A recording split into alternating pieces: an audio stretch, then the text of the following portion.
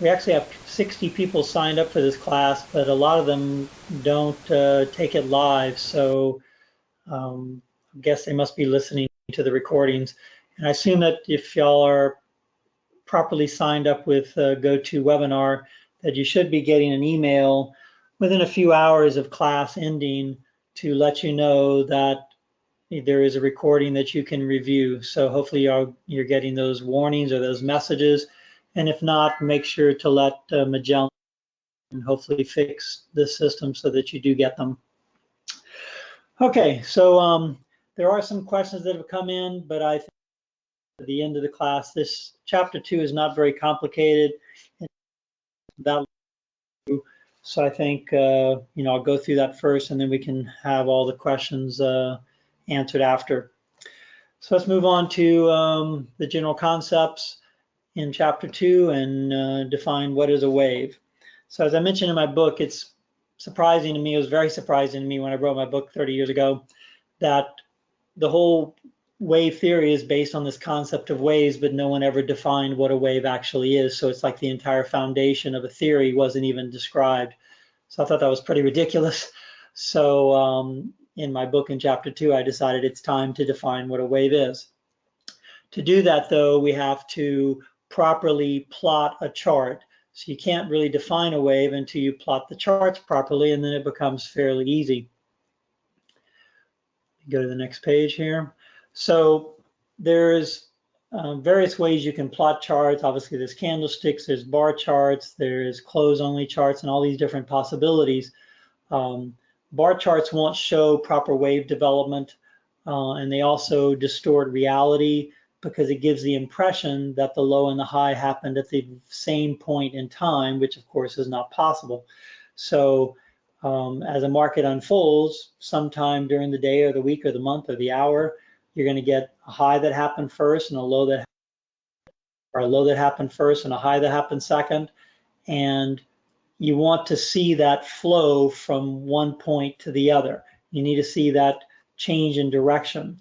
And this change in direction from one high to a future low, or from one low of the day or the week or the month to a future high of the day or the week or the month, that constitutes what I call a mono wave. So if price had been declining and then it reverses and goes up and then turns back down, this one section right here would be called a mono wave. So it's a singular movement in price from one low to one high, or from one high to one low, before the direction changes again. And to see that kind of action, you have to separate the highs and lows on a chart from each other. Because as I mentioned earlier, a high and a low don't happen at the same time. One always occurs before the other. So you need to see that flow, and to do that, you're going to have to plot them in the order they actually occurred in real time. So when you go on to plot a chart, and we'll talk about what kind of data to use shortly, but you want to make sure the high first during the day is first and the low is plotted second, and vice versa. If the low came first, it would be here and the high would be over here. And you want to connect those two events with a straight line, and that singular straight line becomes a mono wave on a chart. And of course, you have to add a lot of mono waves together to build larger patterns. This shows how a mono wave can actually have little bumps or crinkles, you might say, in its development. Suppose a market has a low here, one day, and the high's here, and then the next day the market gaps up, so the low is here and the high is there. So it creates this little, crink in the advance.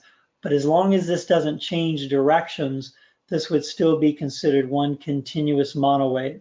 So it's only when it actually changes directions and goes down after going up, or goes up after going down, that it terminates one mono wave and starts a new one. Now, the reason wave patterns occur the way they do, it has to do with buying and selling in the market in a real-time fashion. And whichever direction has the most orders is going to be the direction the market's going to move. So if you have 100 buy orders and 50 sell orders, well, then the market's going to move up, and vice versa, it'll move down. Majority, it has nothing to do with how many people, it has to do with how many orders. So one person could have 1,000 orders to go long, and 1,000 people could have one order. and that would be about the same and would create mostly sideways market action. So you need to have a lopsidedness to the orders where there's more buying or more selling to create a directional movement in the market. And it's that directional movement from low to high or high to low that creates these mono waves on the smallest time frame you're following. So if you're following a daily chart as your smallest time frame, then you're going to only have 2 data points to plot, a high and a low. You want to plot them in the order they occurred in real time, and then you're going to connect them with a diagonal line. And it's that connection between the two that usually will create a mono wave, even though it's possible the next day will move in such a way that it continues the mono wave like it is here. But normally after the day's over, the next day will create some kind of down move, and it might go up again, but there'll be some kind of reaction right after the move into the next day or the next bar. As far as why these are important, well, each individual mono wave is going to be the piece of a larger puzzle, and as you piece them together and measure retracements of an individual mono wave, like if a mono wave goes up 100 points and it gets retraced, say 30 points, and then the market progresses to new highs again, the probabilities are fairly high that that first mono wave is going to be an impulsive pattern and the move after is a corrective pattern. On the other hand, if the first move you get goes from 0 to 100 and then the market drops 90 points back to 10, then there's almost no doubt that that first advance is a pattern and that you're dealing with some kind of, that mono wave is a larger corrective formation. So the importance of waves is measuring the behavior of each one in relation to each other, and then categorizing these movements into impulsive or corrective action, and then creating sequences that start to develop into identifiable Elliott wave or Neo wave kinds of patterns. So these patterns are discussed a little bit down here. Let me go to the next page. So you can categorize any particular mono wave even on a singular basis. So I'm not sure if I can go backwards here. A lot of times when I do it, it messes things up, but let me just, so this singular movement can be categorized as an impulsive pattern or a corrective pattern. And I like to simplify that instead of going into 1, 2s, and 3s, and A's and B's and so forth. The first focus of your analysis should be deciding, is it impulsive or corrective? Not is it wave A or wave B or wave 1 or wave 2, but is it impulsive or corrective? And that's primarily going to be determined by how much retracement occurs after the move is over.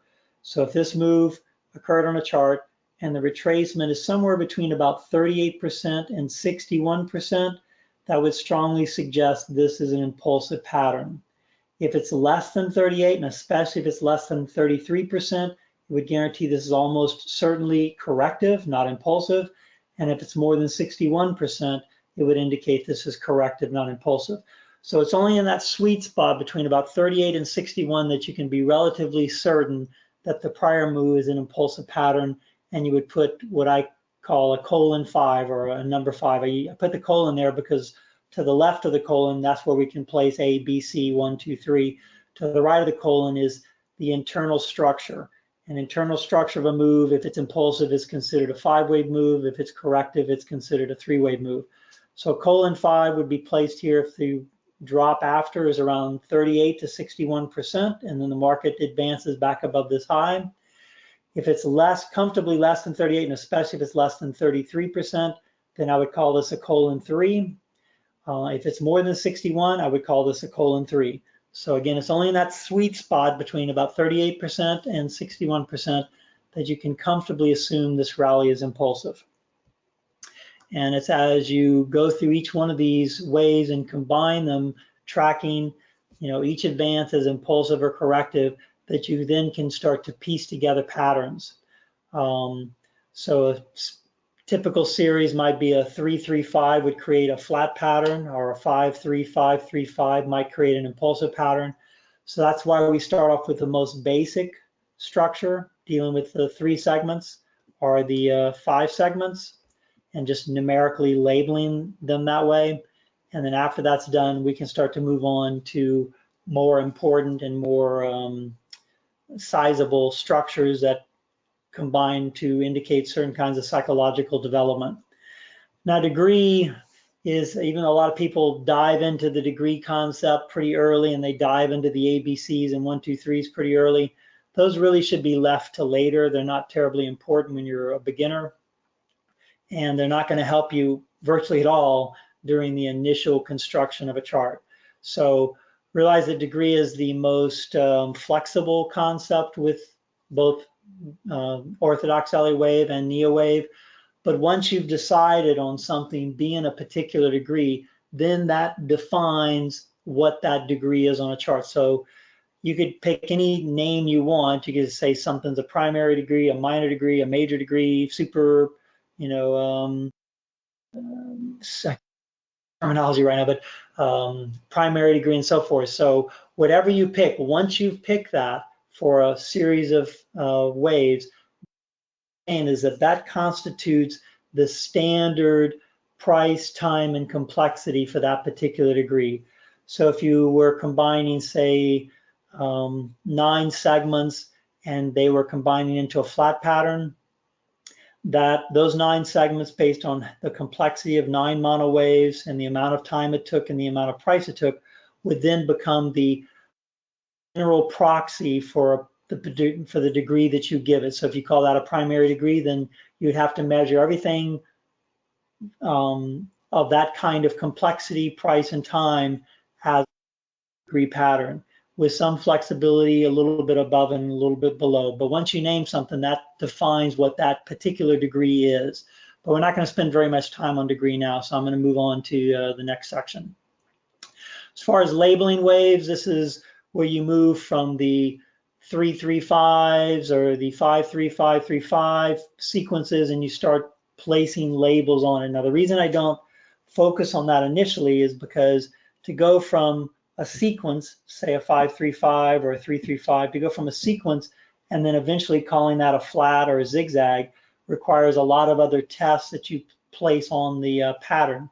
So if you're in a flat, you don't want wave B to be less time consuming than wave A, and you don't want wave C to take less time than wave A either.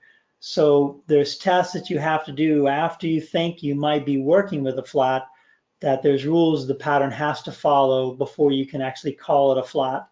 If you're dealing with a zigzag, the B wave can never take less time than wave A. So if it does, then you're dealing with something else. And as a general rule, just so you know, we'll get around to it eventually, but if a B wave takes less time than wave A, either your count's wrong or you're dealing with a triangle, not dealing with a flat or a zigzag. Okay, and then after you've gone through this structuring of your sequences, you begin to organize your patterns. This is where you get into your sequences, your 3-3-5s, your 5-3-5s, your 5-3-5-3-5s, and so forth. And that's when you can then start to attempt labeling things 1, 2, 3, 4, 5, or ABC, which is mentioned in this section here. But the minute you start placing progress labels on a chart, progress labels are the 1, 2, 3, 4, 5, or the A, B, C, D, E, X. The minute you do that, there's going to be a whole host of new rules that have to be followed. So a 5-wave sequence like this has to have very specific channeling. You can't have overlap between 4. You have to have an extended wave. You have to have alternation. All these things immediately become necessary once you place progress labels. But before you do that, if you're back with the more basic, 3-3-5, 5-3-5s, and so forth, that doesn't have the same level of behavior requirements as it does once you start placing numbers on the chart, numbers or letters on the chart. So it's very important you understand the difference between those two. One is denoting the internal structural design of a particular move based on surrounding evidence. So you're looking at a mono wave on a chart and you're deciding whether it's impulsive or corrective strictly based on generally what happens after, like how much retracement occurs after the pattern and possibly what happened before, but generally it's just what happens after. And what happens after is going to tell you whether it's likely to be impulsive or likely to be corrective. If a move is completely retraced in less time, usually the last move is an impulsive pattern that's finished. If it's retraced less than 100% and it's much slower, then the move before is likely to be corrective. And again, if it's somewhere between 38 and 61%, then it's more likely to be impulsive. So there's just that simple set of decisions that has to be made initially for each mono wave on your chart, placing the 3s and the 5s, retracement that occurs. And then once you have a sequence, which we'll get into in chapter 3, once you have a sequence, or chapter 5, I think, once you have a sequence, then you can begin applying these additional rules that once you have an impulsive pattern, it has to follow a lot more rules than just a sequence of 3s and 5s. Okay, let's move on to the kind of data that needs to be used to draw a chart. A lot of people actually do not use the right kind of data when they're drawing the charts. It's something that took me a long time to figure out, a few years of working with, cash data, futures data, close data, high-low data, average of the high and low data, all these different things. But I can tell you from experience that the most reliable data is going to be the highs and lows plotted in order, and it's going to be cash data. So it's highly, I highly recommend you do not use bar charts, even though most people do, because it's easy. They don't have to do the charts themselves. But a lot of computer systems now can draw the charts for you in proper fashion. But you want to try to plot the highs and lows in the order they occurred. Here's some examples of how plotting just the close of each day can distort reality. So if you were to plot the previous year and then this day's close and this day's close, this one, and then you get rid of all this internal information and you just look at this, you can see you would have missed this huge move up, to this high here. You would have missed this spike up in price there. You would have missed this new low that occurred, later over here. So you miss a lot of data if you're using a close only chart. If that's all you have, then that's all you have. But it's gonna miss a lot of information at certain times. Not always, but frequently you'll miss a lot of important action. So close onlys are not. It's probably one of the worst ways to track a market. If you're using a bar chart, you might get situations like this where you're really not sure, how to manage this particular situation. There's another chart I think is coming in a second that's a better example of this. But if you're using the close only, or sorry, if you're using only the highs, that's another way you could consider plotting, then it would look like this, but you would miss a lot of big sell-offs that occur. If you use the lows only, then it would be the opposite problem. If you have a day like this where it closed exactly where the previous day closed, but it was a really violent bar, well, then what do? Do you assume that the high happened first? Do you assume the low happened first? Do you care? These kind of, this kind of behavior is important to know what happened to get the proper layout of your chart and a good measure of the flow of psychology from, bar to bar. So in this particular case, if you were doing highs and lows in order, you would want to know, did this high occur first? And if so, you'd want to do your high first and your low second, or did the low come first? So you go from here down to the low first and up to the high second. But you would separate them by time to create the best charts where you're doing what I showed earlier, where it's afraid to go back because a lot of times it'll malfunction when I do this. I'm going really slow.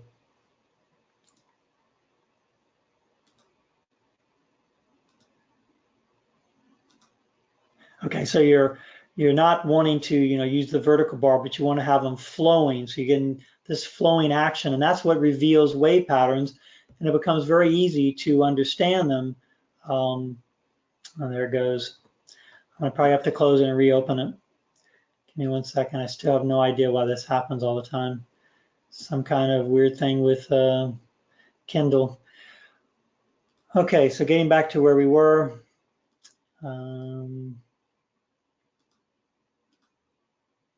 So knowing which occurred first is important to create the proper flow of a chart. You're looking for wave patterns. You're not looking for bar patterns. You're looking for wave patterns. It's wave theory. It's not bar theory. So when you're doing your bar charts, when you're doing your wave charts, you want to definitely use cache data, and you want them to be plotted in the order they occurred in real time. This also makes it dangerous, in my opinion, to trade or try to track futures markets. I strongly recommend that you don't track futures markets, especially after hours. If you're in the US or any country that has cash markets, once the cash market closes and you're trading for as much as 18 hours where the cash market isn't trading, a lot of that activity and volume is a lot of noise and randomness, and it's low volume and it can be manipulated. So I don't recommend that you track futures data overnight because it's probably the most distorted and manipulated low volume markets in the world. So I really highly recommend you don't do that, that you use cash charts and you don't intraday trade if you're going to trade futures, which I don't recommend. But I would use daily cash charts and use the cash chart as your guide for when things are going wrong and deciding when to buy and when to sell, but not using futures charts or futures stops, because those stops are extremely unreliable. They get broken, quite often, and then there's no follow through, and your cash chart will look great, and then the futures chart will look like a mess or won't make any sense in relation to the cash chart. Most perfect example of this that I have is the 2016 election in the US. The night of the election, the markets started to perceive that Trump was going to win the election, and the US futures markets in the S&P dropped 100 points and the Dow dropped 1,000 points. And then before the night was over, or before the next morning, that entire drop was almost like it never happened, and the US cash market opened actually higher for the day. So anybody who was long the futures markets and had stops, especially if they had big stops, were decimated overnight, and then the cash market was like it never even happened. So that was the experience that pretty much changed my my trust in futures markets, and I finally stopped trading futures markets and started moving into stocks and options, and completely gave up on the futures markets at that point because I realized it was just extremely dangerous. And so once again, I highly recommend that y'all don't trade those markets. And if you're going to track them, use cash data, forget about the overnight action, just trust the daily cash charts and forget about the futures market itself, and let the cash structure guide you with your trading. Let me move on to my pages here. So I've already described generically how to plot the data, but I have a diagram here at the end that will show it in detail. So this is what you're wanting to do. You're wanting to figure out each day or each week or each month. I don't recommend going down to hourly charts, but if you do, you're going to want to track the high and low of each time period and figure out which came first. And it's pretty easy to do that on a daily chart. You can just look at it in an hourly chart on a cash basis, see which came first. You're going to put the high if it came first, the low if it came second, or the low came second, low came first and the high came second.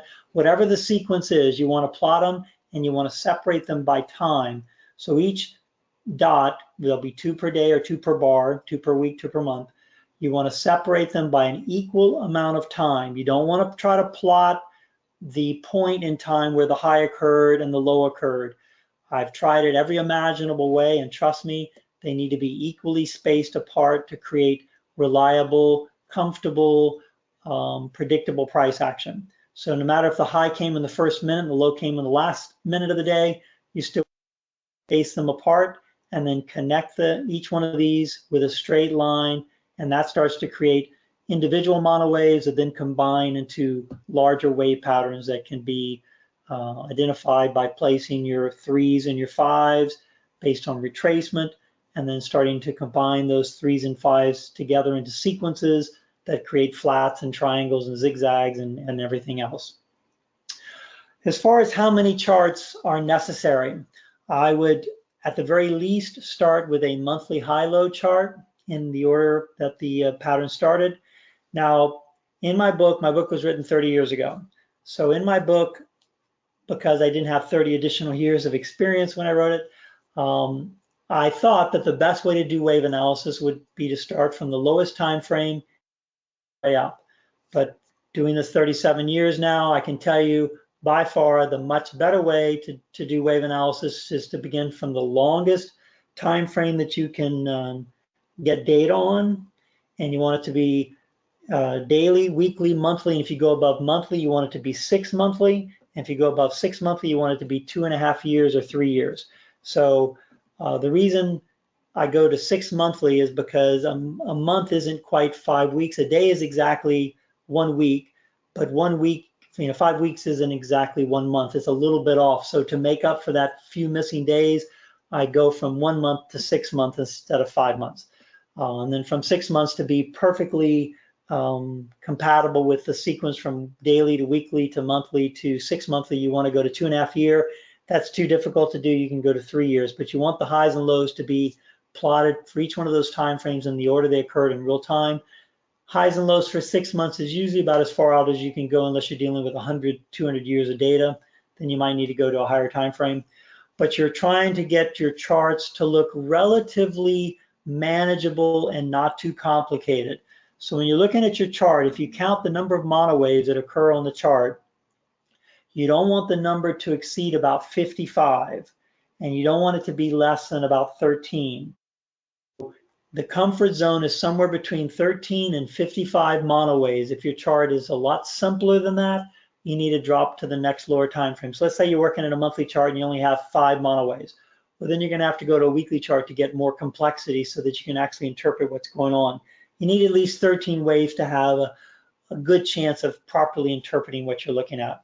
If you have more than 55, the complexity is getting too great, and it allows for flexibility and personal interpretation to start to enter the picture, and you want to avoid that. So if the chart has more than 55 monowaves, then you need to move to the next larger time frame and use that to analyze the same time frame you were analyzing before that had maybe 100 monowaves. So you'd start the larger chart at the same time as your 100 monowave chart, but now it would be about 20 or 30. So that simplification process is crucial, and controlling complexity is the most important thing you can do for good wave analysis. Virtually no one does it, but I can assure you that is critically important to good wave analysis. So start from the longest time frame you can get. Once you've plotted out all the data, if it's a monthly chart, you may have hundreds of monowaves. If you have that situation, then you're going to want to go to the highest high and the lowest low on the chart and pick whichever came first. And that's where you're going to start your plot for your monthly chart. And then you're going to count the monowaves on that chart. And if there's more than 55, you're going to have to go to a larger time frame, or you're going to have to start your monthly chart from the next major turn, which, let's say you started at a high first, well, then you'd have to start at the low and follow it from that point forward and start a larger 6 monthly chart going further back in time. But it's crucial you manage complexity, and it's crucial that you're starting your counts from the highest high or the lowest low, at least initially. And I'll talk about what you do with the charts later on after that. There's things you need to do to make sure you're starting the count at the right point, but I don't want to get into that now. Okay, obviously charts can get very complicated. A lot of this terminology is not really critical, but I had to incorporate it into the book to make it easier to talk about complexity and patterns.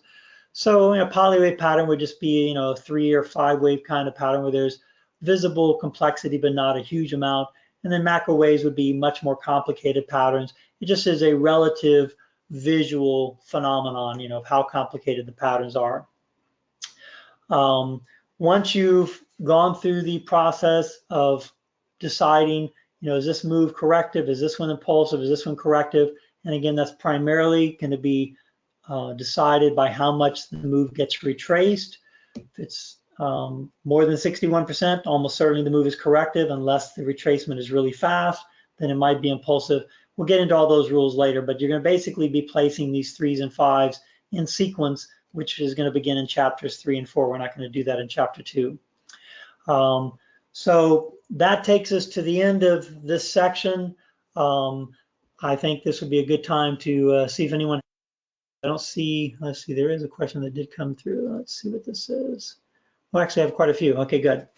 Okay, so is it always the case, this is Hamid, is it always the case that if a wave gets retraced more than 61%, that is likely a corrective wave? Yes, if it gets retraced more than 61%, but doesn't completely retrace the previous move, then definitely. If it completely retraces the previous wave in less time, then that wave that got retraced is more likely to be impulsive. So you have three zones of behavior, you might say. I probably won't be able to go back in time without messing up our connection here. Just see what happens. Yeah, it's not going to work. Let me close this and reopen it again.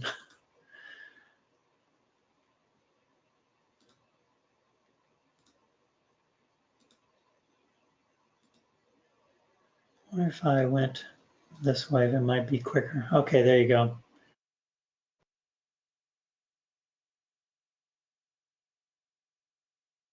Okay, so let's just say you're dealing with some mono waves here. This looks like it's probably less than 38%.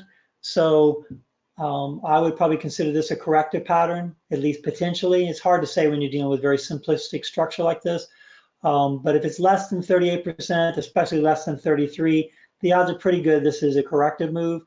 This move is completely retraced in less time, so it could be the end of an impulsive pattern. This definitely would be a correction because it's completely retraced. So it depends on whether the move is completely retraced or just partially retraced. If it's partially retraced and it's between 38 and 61, you would consider the previous move impulsive. If it's less than 33% and it's more than 61 but not 100, then you would consider the previous move corrective. If it's more than 100 and it's slower than the previous move, then the previous move is corrective. If it's more than 100 and it's faster than the previous move, then the previous move is probably impulsive. So those are the, what is that, 3 or 4 or 5 different possibilities that helps you to decide. We'll go into a lot more detail about this as we go into chapter 3 and 4, but that's the general foundation of deciding if something's impulsive or corrective, and then getting that sequence, the 3-3-5s, the 5-3-5s, and then combining those into possible flats and zigzags and triangles. And then you're going to apply a lot of additional rules. You know, the minute you say something's a triangle, there's all kinds of rules that apply there. The minute you say it's a zigzag, there's rules that apply there, channeling rules, relationship rules, timing rules. But the first order of priority is just deciding whether something is more likely impulsive or corrective just by how much it gets retraced and in what speed and fashion that it gets retraced. So I'm not sure if that answers your question. Let me open up your microphone real quick. Give me a second. Okay, here you are. Okay, so Ahmed, is that how you pronounce your name, Hamid? Hi, Glenn. Yes, thank you. Hi. So does that answer your question? Yes, that makes sense. Thank you. Okay, is there anything else? It looks like you have some other questions. How can someone figure out missing waves? Okay, we'll talk about missing waves later on. I don't want to get into missing waves right now, okay? Yeah, that's fine. No worries. Thank you. A much more complicated concept. Okay, and then what about the retracement around 23? Okay, so again, if it's less than 38%, it's between 38 and 33 is sort of a borderline questionable situation. But less than 33%, you're almost definitely dealing with corrective action, or you're dealing with something that's so simple you can't really tell what's going on, and it could be impulsive, but it's a questionable situation when you're dealing with very, very simple structure. We're going to be talking about this as we get into more real-time, or not real-time, but real structures in the book, and talking about the way patterns develop and understanding complexity and so forth. But if it's 23% or less, you're almost certainly dealing with the previous move being corrective. Okay. Glenn, sorry, is there any reason why it has to be 23% or less if it's considered? Well, that's what you mentioned. the dividing points for me would be somewhere between 38 and 33%. It's a questionable range where if it's between 38 and 61, it's almost definitely impulsive. If it's 38 to 33%, it might be impulsive, but it might be corrective. If it's less than 33, which would include 23.6, if it's less than 33, then it's almost definitely corrective. Okay, and if it's more than 61, it's almost definitely corrective. So basically, you could say anything between 38 and 61, you can assume impulsive, and everything else is assumed to be corrective unless the move is retraced faster than it took to form. So if the last move here was retraced faster than it took to form, then you would think this is probably an impulsive pattern that ends a larger formation. But if it's anything slower and it's more than 61 or less than 38, the odds are pretty good it's going to be corrective. Right. Okay. Okay. It's a probability game until you get more information. This is just a first step in doing, beginning the wave analysis process. Let me go ahead and put your mic on mute and let me open up, I mean, it'd be difficult to pronounce this name. Kanjahan, I'm not quite sure how to pronounce your name. Yeah, that Is that answer a my good, is that a question. good guess? That's it. Can you pronounce your name for me? Gone Khajon. It's Mr. Big from Thailand, if you can Oh, I was remember. pretty close. Okay, so what's your question? Oh, it was that 33 to 38, and you already Yeah, so answered it. it's in the ballpark. If it's between 38 and 33, it's sort of questionable. You could be one way or the other, and you have to be flexible at that point. Okay? Yep. Okay. And then Michael, go ahead and put your mic on mute. And then Michael has a question. Let's see. Okay, Mike, your mic is unmuted. He said, can you use bar charts? I really don't recommend it because you're not going to see the proper flow. Like here's a bar chart here. The question is, did the high come first? Did the low come first? Did the low and the high go like that? You just don't know, right? When you're using a bar chart. So it makes it more difficult and you're having to guess about what's actually happening. So if you really want to get your wave analysis fine-tuned and as scientific as possible and reduce all the subjectivity, you really want to have a wave chart, not a bar chart.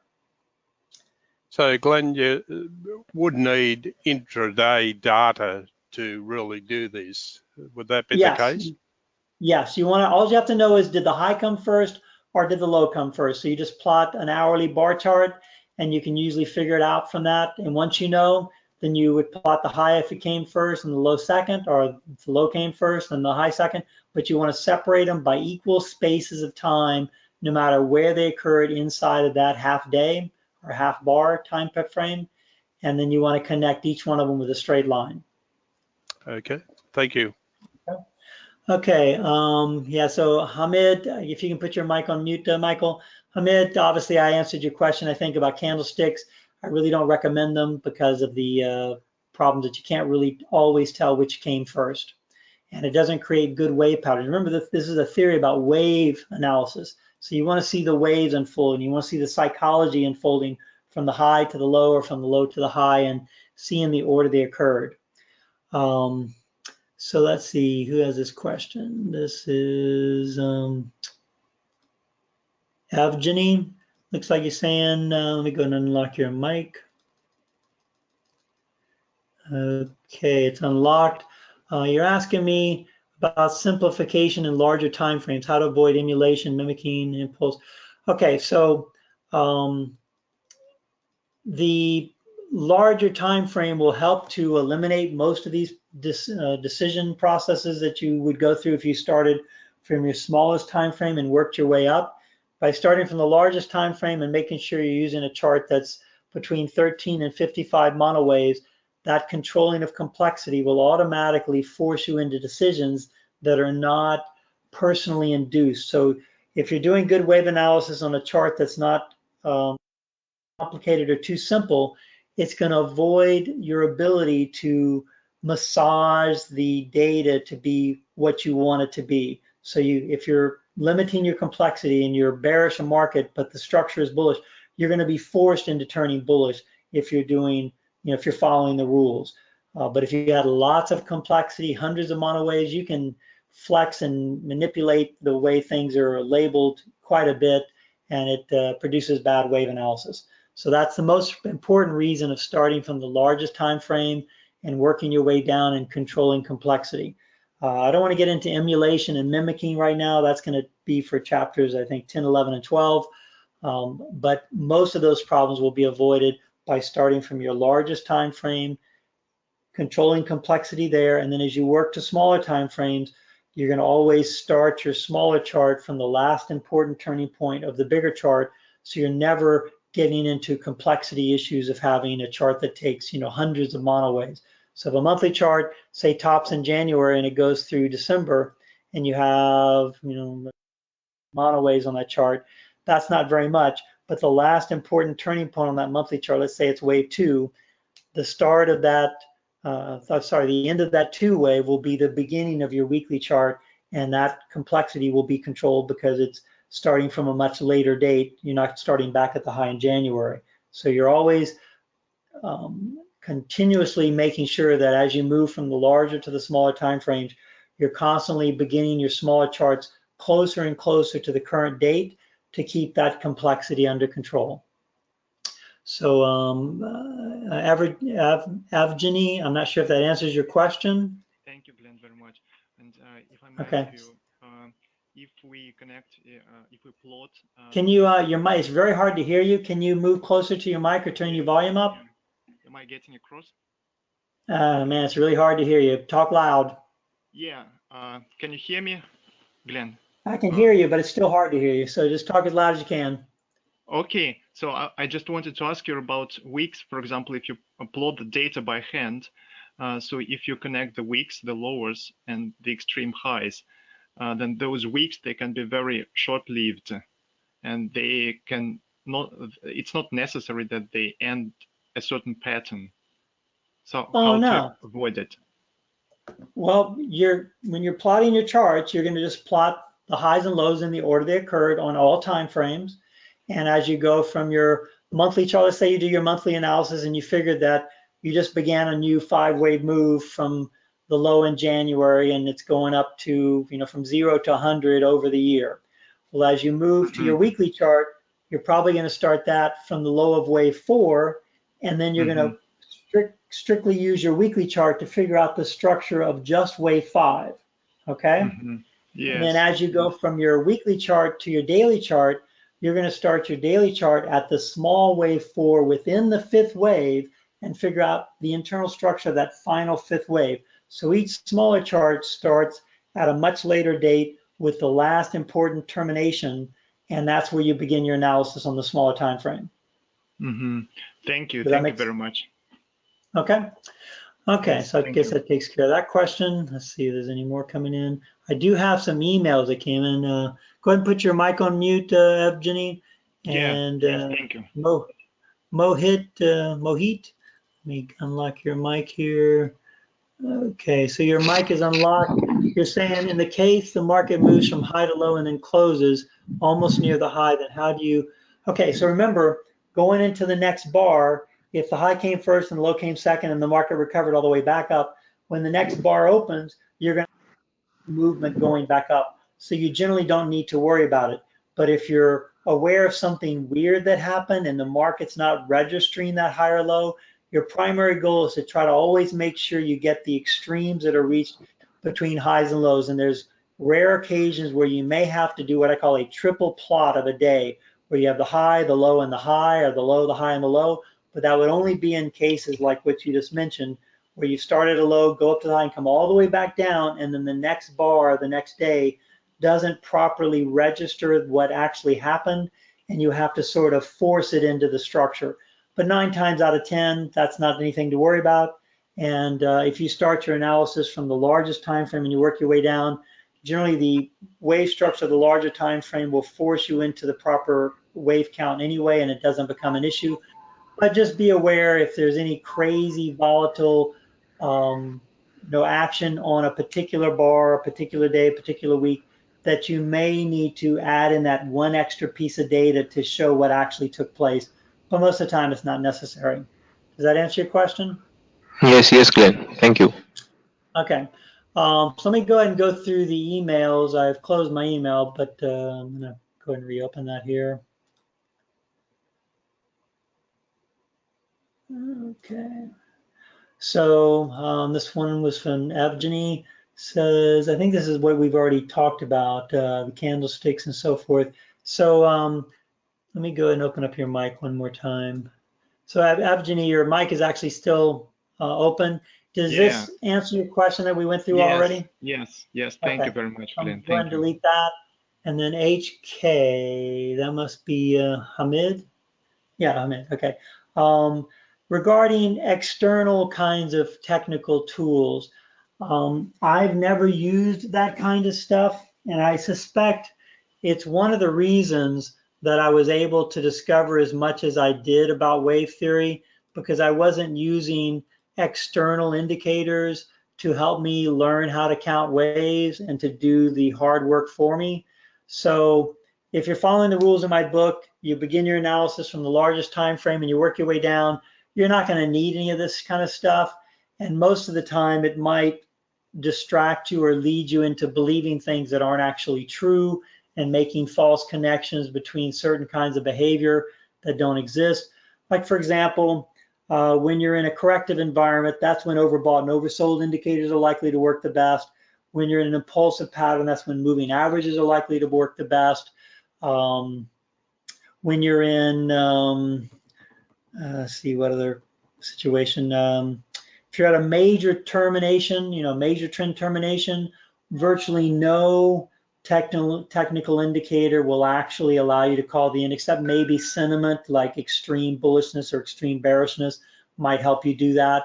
So each environment and each point in a wave pattern will have certain indicators that work well and then certain ones that don't. Of course, you won't notice this, if it's an hourly chart, but if it's weeks and weeks or months and months of corrective action, then you might notice that the overbought, oversold works great during the corrective environment. If it's months of trending action, then that's when moving averages might work better. So I don't use any of this kind of stuff to do wave analysis, and I don't think it's necessary. And I think because I didn't use any of this stuff, that I was able to make all the discoveries that I made in my book. I think if I had used these crutches to help me do analysis, I wouldn't have made the discoveries that I did. I've tried to unlock your mic, Hamid, but yeah, there it's unlocked now. So does that answer your question? Or did you have any other questions about this? Hi, Glenn. Yes, that makes sense. Thank you. Okay. Like I said earlier, this is a fairly short chapter, and I don't have any more questions. Can somebody else please ask a question, or we're going to have to call it a day because we have about 15 minutes before we have to end the class. Okay, so here's some more questions coming in. Chapter 3 will be a lot more involved and a lot more, the other chapters get a lot more complicated. Okay, let me go back to the chart. Equal spacing means that if you have a high and a low, this right here and this right here would be the beginning and the end of that entire day. You're dividing the entire day into 2 equal parts, and you're putting the high right in the middle of the first 2 equal parts and right at the middle of the second 2 equal parts. So they're equally spaced, all by the same distance. So if, say, this is an inch, they're all 1 inch apart. And that's what I mean by equal spacing. Let me unlock your mic real quick, Chris. Okay, so your mic is unmuted. Did you want to say anything more about this? Yeah, thanks. No, that's fine. That's if you're plotting manually. Otherwise, if you're using like Excel, you would just plot the high as I'm sort of. No, you still want to plot them exactly equal distance apart. In Excel, you have, I can even show you some Excel documents. Hold on a second. So here is a daily S&P chart. For those of you who want to be able to plot your charts, by computer instead of having to do it by hand, I do have 4 markets that have been pre-programmed to collect in Excel the highs and lows in the cash market for the S&P, for T-notes and the euro currency. And here's an example of it actually doing this in real time. That's the daily chart. It's pretty complicated looking. Let me go to a monthly chart. So if you really want to if you're in America and you can actually trade these markets and you want to have these, then you can ask Magellan to send you the cash data charts on these 4 markets or whichever ones you're interested in. But you can see here how it's plotting the highs and lows in order. The actual data string, you can see it's the high and then the low, or the low and the high, and the low and the high, and the high and the lows, all vertically sequenced, so it automatically plots one, then the next, and the next, and the next, and the next, and so forth. And so it creates very nice looking wave patterns, and you can actually see, patterns evolve, and they'll look like the diagram in my book. Go back. go back to the data points again, just to get that, because I remember looking at this before. So you've got, okay, let's just use December. I see the high and the low. So, yep. And then what's the figure on the right-hand side, the next column? That's the close of the month. Okay. So that's not part of the sequence. That's not part of the sequence. That's okay. This is only, this is used and this is used and that's it. Right, which means December 17, for example, 2605. Okay, so the low came first, then the high. Right, right. And okay, then the next period, the high came first, and then actually the low and then the high, then the high, then the low, and so forth. Okay, so therefore when you're plotting it, then Excel will then do the right sequence. Yep, all right, I get it. It'll do it just like you see here. Thank you. Okay, so this creates very nice looking wave patterns. I can probably find some other charts that are even easier to look at than these. Like my 6 monthly chart, I think is a real simplistic perspective, and it gives you an idea of how I started my analysis from the largest time frame and work my way down. So this is, you know, decently controlled complexity. This is real controlled complexity. So on this chart, we probably have 20 or 30 monowaves. I'm not sure how many, but it's more than 13. It's less than 55. And all of a sudden, things get pretty simple. I mean, you see an impulsive advance with a fifth wave extension, see the reaction, you can see the what's called a neutral triangle where the C wave is the biggest, you can see the B wave and the D wave are overlapping, you can see that the C wave is the longest, you can see that sometime in the future we need to get this E wave decline that'll be similar to wave A. It just simplifies everything. So with this structure, I can then go down to a monthly structure and superimpose. I basically take this count and I force it onto the monthly chart. And that's the proper way to do good wave analysis. So then you start with this scenario. We now know that the C wave is here based on internal monthly analysis. You can't, 6 monthly charts, you can't see the correction in here. But when you get to a 6 monthly chart, you can see that this had to be where the C wave ended. We can go into this another day, but because of the slow recovery here, the pattern had to finish later where we finally had a violent move up and a small retracement instead of a slow recovery and some bigger retracements. So this is where the C wave actually ended. And when you get to monthly charts, it becomes even more obvious. I think I had my monthly chart open, if I remember. Yeah, so when you get to a monthly chart, you can actually see this neutral triangle. I'm not sure how familiar y'all are with those patterns, but a neutral triangle is where wave A and wave E are similar, and the C wave is the extended wave, like a third wave extension, but you have overlap between what you'd call wave 2 and 4, so it'd be B and D instead of 2 and 4. So you have wave A and wave E almost identical. The C wave extension begins right here. It's much bigger than the other two. The D wave alternates to the extreme with wave B. They overlap, and that creates a neutral triangle. The conclusion of it is followed by a very strong advance that's much more obvious to see when you get to longer term charts. So you can see the violent recovery here and the very nice trendy action. So this is a whole host of decades of work that went into all this stuff that you see here. We might go into this another time, but I begin with the simplest structure where it's almost impossible to misinterpret. It sort of forces you into a particular scenario that whether you believe it or you don't believe it, this is what you have to say is happening. So, when I was, what? I see now why the sequencing is so important, because as you go up a higher time frame even, it just sort of makes sense. Well, start from the largest time frame and work your way down. If you do what I recommended in my book, which was written 30 years ago, it makes things very complicated. And because of that complexity, I had to create all these additional rules and complicated procedures in chapter 3 and all the rest of the chapters, because I didn't realize that it's much easier if you begin from the top and you work your way down, which will dramatically simplify this whole process. So you can practically ignore chapter 3, which is the most tedious chapter in the book. There's a lot of things I'm going to be telling y'all about that make this a lot easier to do by beginning with the largest time frame and working your way down. Okay, so for those of you who have been doing wave analysis for a while and still find it complicated, the stuff we're going to be talking about should dramatically simplify what you probably have been doing by starting from the lowest time frame and working your way up. Okay, so you can see this is a very simple chart, and by applying channeling and retracements and alternation and so forth, it basically forces you into calling this a 5-wave move with a 5th wave extension. And because the 5th wave wasn't retraced completely, and because we made a new high after that, it guarantees that all this structure is a correction after the third wave. The fourth wave has to take more time than the third wave, so that's why I know that the fourth wave isn't over yet. Fourth wave can't finish on a rally, it has to finish on a decline, so I'm still waiting for the fourth wave's concluding decline to end wave 4, so we then can begin wave 5. And this large structure is why I've been bullish on the stock market ever since the crash of '87, which was right over here. And for those of you who have my book, I'm not sure how many of you have it, but in my book in 1988, right around here somewhere, I wrote the hyper bullish, super long-term forecast for the stock market, saying we'd never break this low the rest of my life, and that the Dow would rally 100,000 points before it dropped 300 points. And that's been happening ever since. And of course, most people thought I was a madman when I said that, but so far it's turned out to be correct.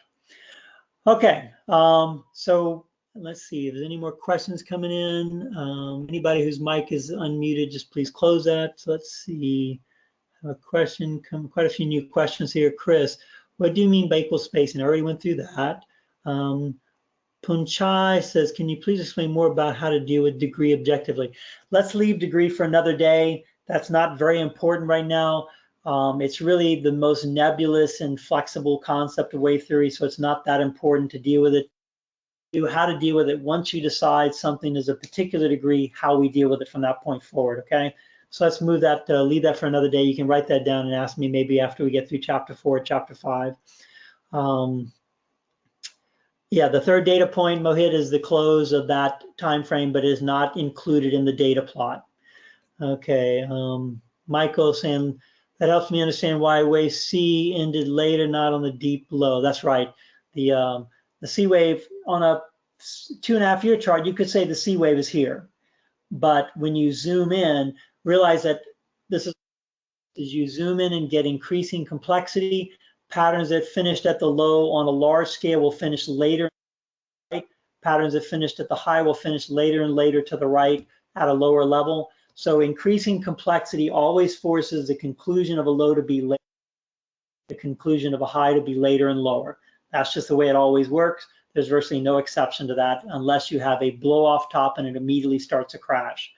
So hopefully, Michael, that answers that question. Hamid says, how can we practice LA waves? Complexity makes it difficult to find.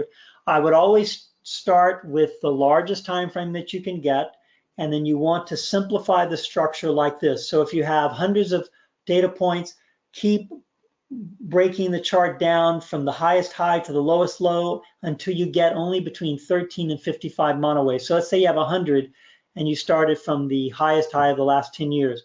Well, then start from the highest high or the lowest low from the last 5 years. If that's not enough, then start in the last 3 years. And if that's not enough, start in the last year. You want to eventually get it to where you have a major higher low that is only followed by 13 to 55 monowaves. Once you do that, then analysis becomes dramatically easier, and the diagrams will look almost like the diagrams in my book. And that's how you begin the analysis process. So Hamid, does that answer your question? Don't know if your mic's still unmuted. Okay, Hamid, does that answer your question? Yes. What about the rule of neutrality? Is it rule of neutrality or something? Let's leave that for chapters. Let's leave that for chapter 4. So right. Focus first. Everyone, if you're going to start your own charts here, you can use the ones that are included on these Excel sheets if you want to, or if you want to start your own. You want to make sure you're starting with a monthly chart. Probably it's harder to get data beyond that for most people, but start with a monthly chart, plot the highs and lows in the order they occurred. You can use Excel to do it, or you can do it by hand, and make sure that whatever high or low you're beginning with, it's going to keep your complexity between 13 and 55 monowaves. If it's too much, you need to add more data. If it's too little, if it's too much, you need to get rid of data. If it's too little, you need to add data. But once you get into that 13 to 55 monowave complexity range, then the chart becomes safe to analyze, and things should be relatively easy. Okay. Do you still would you use squares? You know, square boxes like you have? Absolutely, I use those all the time. That's something that I invented years after I wrote my book, but I started to realize it's very important in helping to identify degrees and timing and minimums and maximums. like based on impulsive action, you always know if it's a standard traditional kind of 5-wave move, that wave 4 has to take more time than wave 3. So in the year 2000, for those of you who may have been around then and knew me back then, I was announcing on national television and in my publications that this was the beginning of a 20 to 30 year corrective environment. And it didn't make any new highs for about 13 years, because 2000, or 14 years actually. This is 2000, this is 2013, 14 right in here. So it took 14 years before we started making new highs, but based on the internal structure of this move, this is still corrective action. So we're in this triangle that's drifting upward, and it's not going to end until we get one more decline and the time of wave 4 finally exceeds the time of wave 3. Then we can finish wave 4. So these triangles or these rectangles are very handy for blocking off minimum and maximum times, minimum maximum price, and so forth. So would you say time is more important than price? They're pretty much equally part of what defines degree. So if you have a massive price move, then that's going to define a larger degree. It's virtually impossible to get a big move unless it's a bigger degree. So large price movement by definition automatically denotes bigger degree, but you can't have a large move taking one data point and call that the same degree as another move that took 20 or 30 data points. So let's say that this whole thing was retraced by a move down to here in one data point. That could only be part of a very long drawn out correction because it's not long enough to be considered the same degree. So this would be just a little wave A of a bigger ABC that eventually would have to take a lot more time. So they're integrated. So big price movement, if it's fast, still means you have to have a lot of time that passes by so that that big movement can consume the amount of time consistent with a pattern of that degree. Would it still be would it still be considered the same degree if it covers at least a third of a square box? That goes into the minimum price time requirements in chapter 4. So that's the rule of similarity and balance. We haven't gotten there yet, but to be the same degree, it needs to be at least a third of the price and time and complexity. It doesn't have to be the same degree, but to be considered the same degree, possibly the same degree, it has to be at least a third of the price, time, and complexity, or it can't be more than 3 times the price, time, and complexity. If it's bigger than that or smaller than that, you're dealing with a lower degree or a bigger degree. Right. So if